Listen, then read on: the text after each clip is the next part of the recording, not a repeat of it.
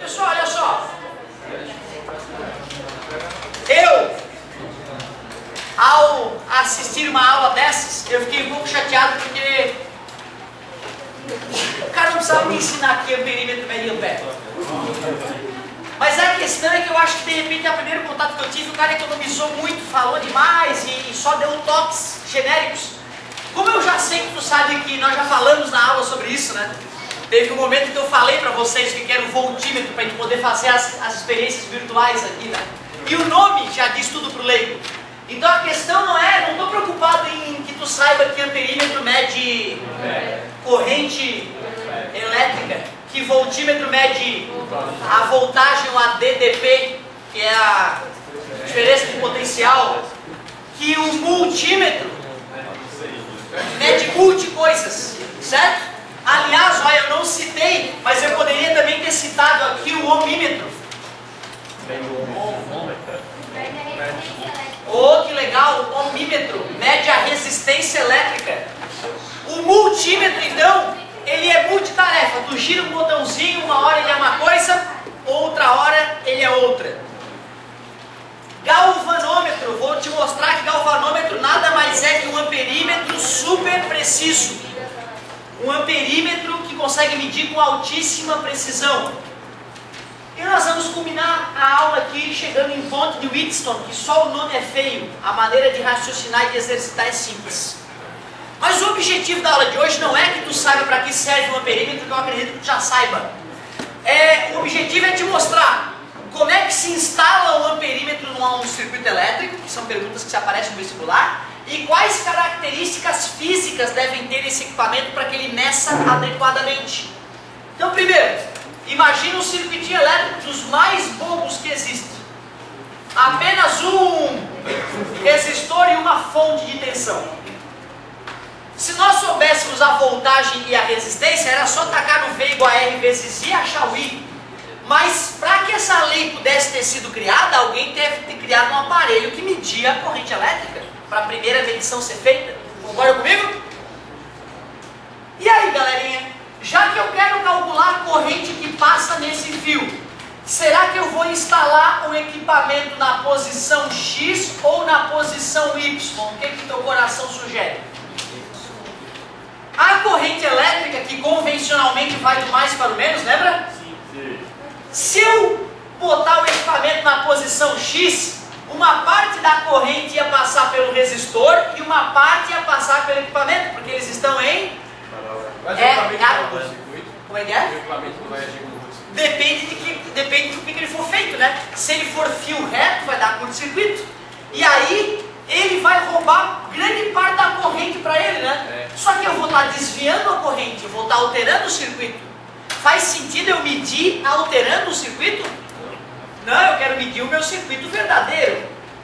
Então, tu vê, é intuitivo. Fica à vontade, querido. Se eu colocar o aparelho em paralelo, a corrente acaba dividida. Se o equipamento tiver baixa resistência, ele rouba um monte da corrente para ele, deturpa totalmente o que estava acontecendo no circuito.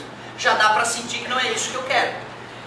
Já que eu quero medir o que vai passar pelo fio, é importante eu cortar esse fio e instalar um equipamento bem por onde a corrente vai passar, que aí a corrente vai ter que atravessar o equipamento, e se o equipamento for construído da maneira adequada, vai poder medir essa coisa. Então, sempre que eu for instalar um amperímetro, eu o faço em série. Porque em série a corrente é a... Claro, né, cara? Se em série a corrente é a mesma e eu quero medir a corrente, eu tenho que instalar em série. Porque senão a corrente não ia ser a mesma, como é que eu ia medir? Então tu vê, o cara que já sabe que na associação em a corrente, então o cara já sabe que o amperímetro que mede corrente deve ser sempre instalado em série. Pergunto a vocês então, se eu pegar um amperímetro com alta resistência elétrica e colocar aqui no circuito, ele altera ou não altera? É que você tem alta resistência elétrica, vai sobrecarregar o circuito, antes só tinha R de resistência, agora vai ter mais uma resistência extra. Resumindo, um amperímetro, para ser eficiente, para medir adequadamente, deve ter resistência elétrica idealmente nula. Na prática, super baixa. Então é importante isso sobre amperímetro. São associados em série. Então primeiro, ligação em série. Porque a corrente é a mesma. Característica. Eu vou falar o seguinte, como eu estou falando de um amperímetro real, eu vou falar resistência muito baixa. E vou fazer uma observação, o amperímetro perfeito tem resistência nula. Aí perfeito. Característica, resistência elétrica muito baixa.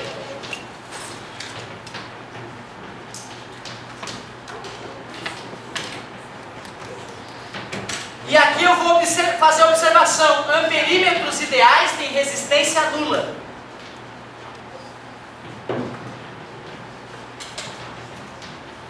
Amperímetro ideal. Lembra, né? Ideal é do mundo das ideias. Amperímetro ideal tem resistência nula, zero. Mas na prática o amperímetro tem que ser feito de fio. E o fio tem resistência, mesmo que pequena. Então na prática todo o amperímetro tem resistência, né, mesmo que pequena. Claro que se eu for medir a corrente num circuito com altas resistências, eu não preciso ficar tão preocupado. Agora se eu vou medir, né, num circuitinho de baixas resistências, o amperímetro tem que ser bem baixo, baixa resistividade. Eu bem feliz, né, cara? Uma das coisas que eu tenho prazer em fazer no meu final de semana é desmontar uma parte do meu carro e mexer, sujar de graxa. Eu adoro o cheiro da graxa. E aí estava eu lá no meu trator fazendo mais algumas modificaçõezinhas. Meu primo falou que eu tenho implemento agrícola, não é carro, implemento agrícola. Só porque dá uma tremidinha. Estava eu lá em Ituba, então, e eu queria instalar uns amperímetros para os equipamentos que eu dei no carro. E eu lembro que tinha um forno lá em casa, um forno velho, né, que tinha uns amperímetros. Não deu outro. Eu fui lá em casa, desmontei o forno, peguei os amperímetros, bem feliz, instalei, só que estava dando uma corrente totalmente absurda.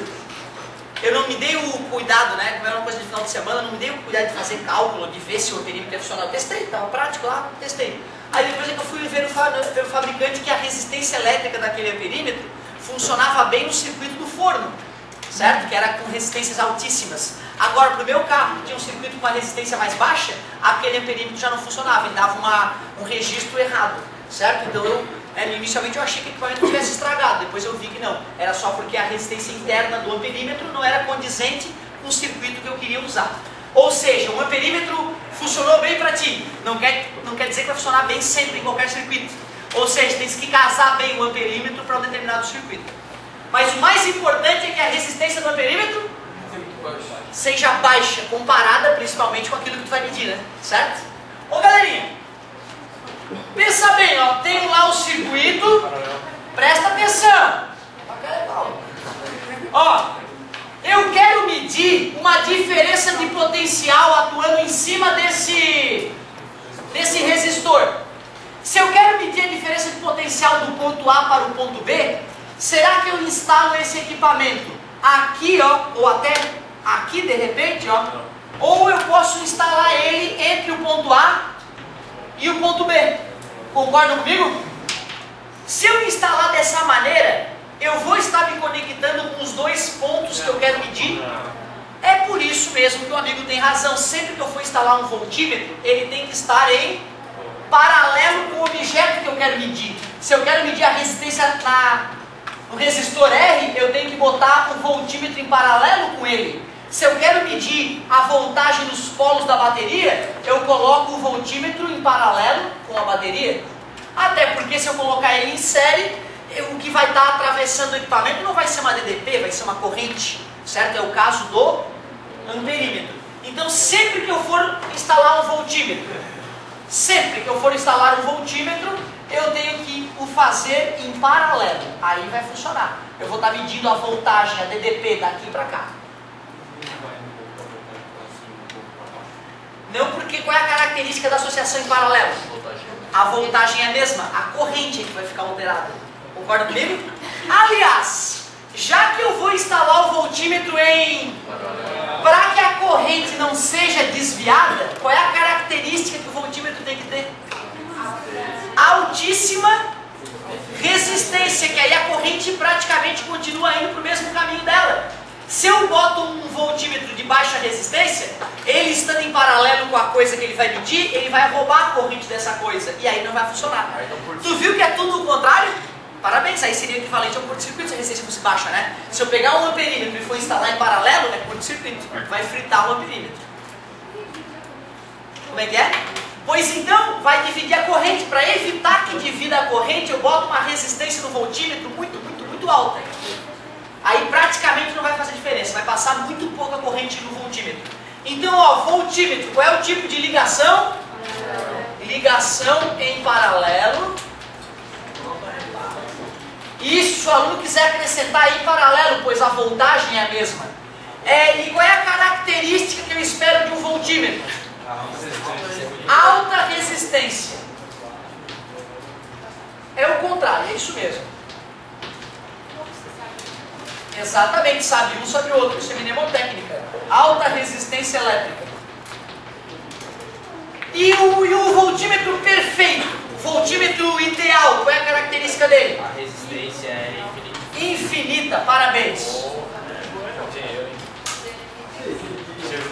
O voltímetro ideal apresenta a resistência infinita.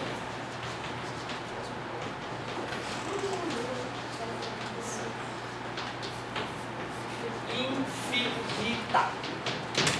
Na prática não dá para usar uma quantidade infinita de fio para ficar infinitamente resistivo, né? Mas a gente sempre adequa o aparelho para aquela situação que a gente vai usar. O multímetro, cara, ó, eu vou te falar que o capitalismo é uma coisa gloriosa em alguns aspectos, né? Terrível em outras e fantástica em algumas. Por exemplo, todos vocês podem gastar 10 pila e comprar um multímetro na 1001, na Havan, nessas casas de várias coisas. Ele é assim, ele pode te divertir, pegar o equipamento do teu irmãozinho mais novo, aquele carrinho de brinquedo de pilha. Cara, é uma aula de física aquilo lá. O equipamento é assim, ó, ele tem um visor, ele tem geralmente 3 plugzinhos que tu vai engatar um fiozinho com uma pontinha.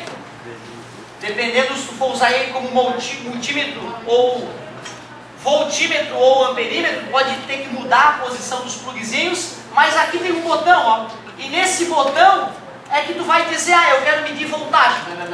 Ah não, agora eu quero usar como amperímetro. Ah não, eu quero medir resistência elétrica, é ohmímetro. E vai lá e usa. Corrente alternada. Isso, bacana, garoto. Corrente alternada e corrente contínua. Lembra? Corrente contínua, os elétrons vão sempre para o mesmo lado. Corrente alternada fica sacudindo. Isso é uma coisa fundamental de tu escolher bem na hora de fazer a tua medição. Ou seja, aqui dentro desse aparelho, tem hora que conecta uma resistência bem pequena, para ele ser amperímetro e ser associado em série. Tem hora que tu gira e conecta uma resistência bem grande, para ser associado em paralelo e tu usar como voltímetro. É isso aí. Agora o cara olha essa palavra galvanômetro, pensa que é um equipamento diferente, mas não é.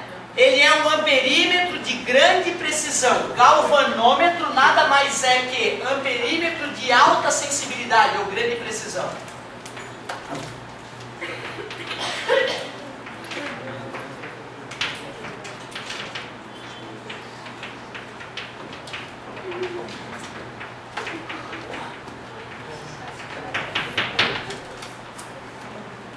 Pessoal, olha só.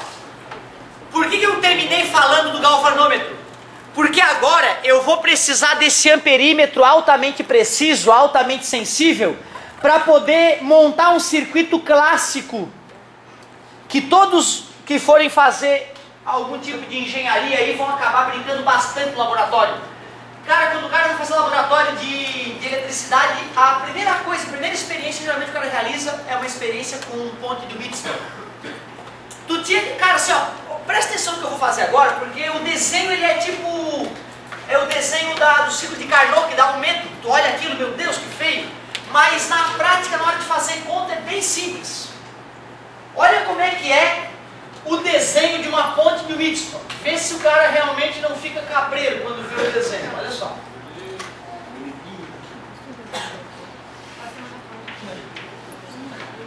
É isso, ó. Esse é o desenho de uma ponte de Wheatstone. A pergunta deveria ser, por que esse babaca não desenhou assim?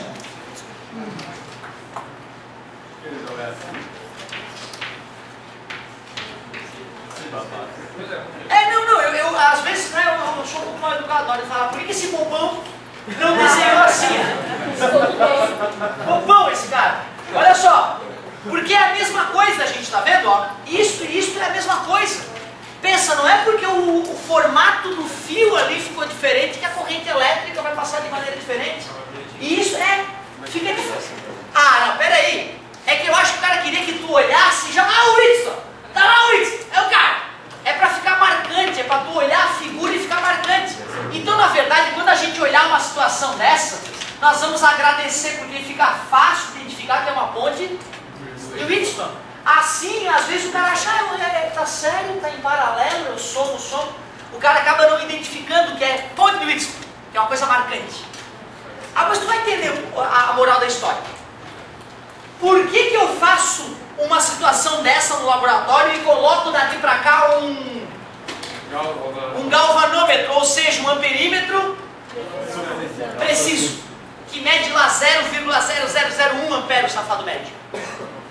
Na verdade, cara, quando a gente monta essa ponte de Whitson no laboratório, nós conhecemos um desses, conhecemos esse aqui também, não conhecemos um dos resistores, a gente desconhece e quer medir, ou seja, a ponte de Whitson é uma maneira de medir uma resistência desconhecida. De certa forma é um ohmímetro. A ponte de Whitson é uma maneira de usar um amperímetro para medir a resistência elétrica de um resistor desconhecido. Então os primeiros ohmímetros, que não era multímetro, que era só girar um botão e medir na hora, para tu medir a resistência elétrica de um aparelho que tu não conhecia, tu tinha que fabricar uma ponte de Whitson. Conhece? Tu conhece 10 ohms, 15 ohms. Essa resistência é uma resistência diferenciada, geralmente. É uma resistência que tem uma coisinha para deslizar assim, ó. E aí tu deixa ela maior ou menor. Resistências variáveis geralmente são chamadas de potenciômetro. Potenciômetro porque dá para regular a potência. Sempre que tem lá no volume do rádio que tu gira para um lado e para o outro, é uma resistência variável. Tu gira para um lado, aumenta a resistência, diminui o volume, passa menos corrente. Tu gira para o outro, diminui a resistência, passa mais. O amigo falou do chuveiro, é um ótimo exemplo. Quando nos chuveiros elétricos ou eletrônicos tem lá 8 temperaturas, e aí tu gira, tu está deixando passar mais ou menos corrente na resistência elétrica, transformando mais energia elétrica em calor, efeito ou menos. É isso aí.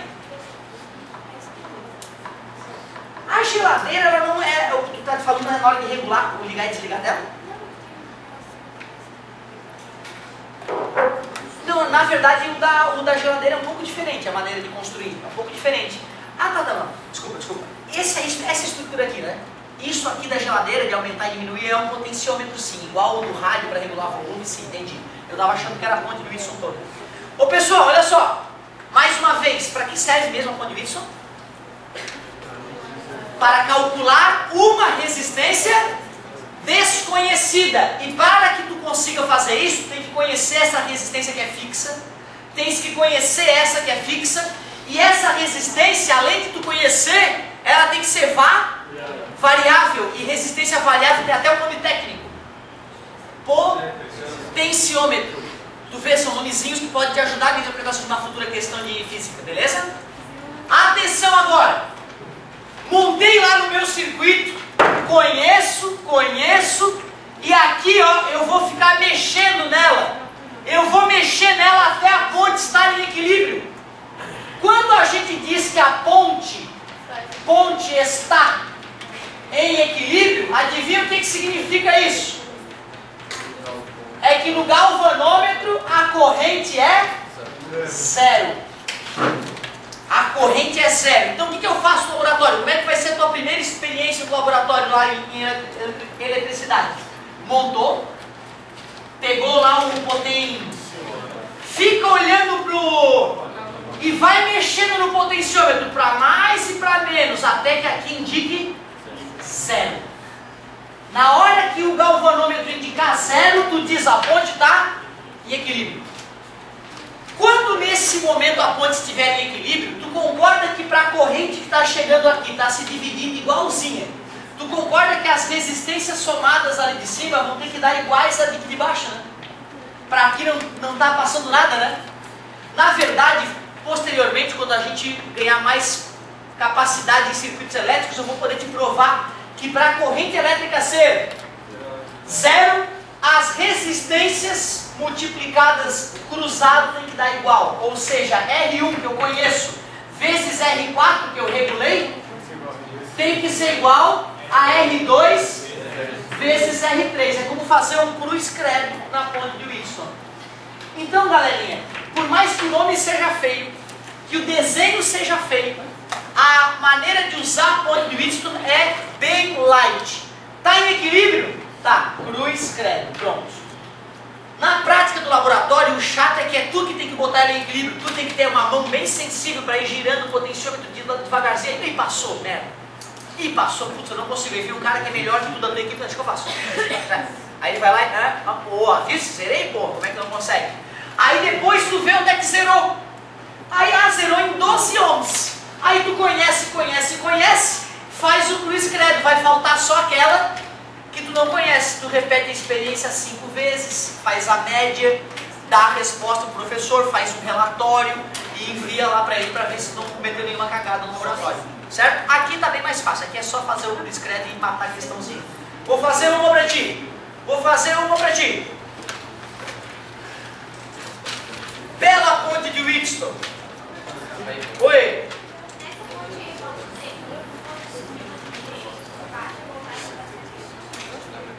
Na verdade, mesmo que esse não seja igual a esse aqui pode compensar depois.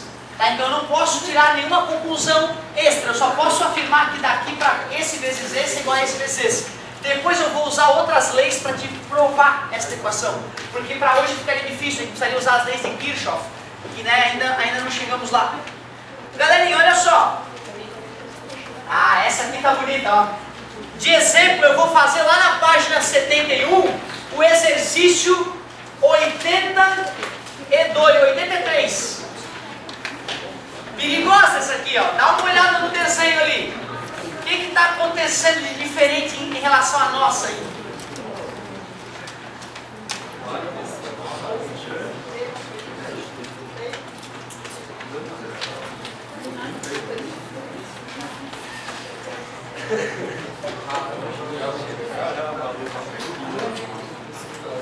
É isso que o autor quer.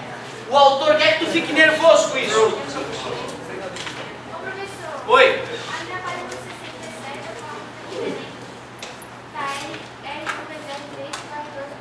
Não, é só porque a gente chamou diferente de repente os R's. Certo? Dá uma olhadinha no desenho dele. Vê quem que ele chamou de R1, R2, R3, R4. De qualquer forma, eu agradeço, tá, galera? É importante que vocês sempre façam essas comparações, porque às vezes a gente erra mesmo. Não foi o caso hoje, mas às vezes a gente se engana. Eu agradeço.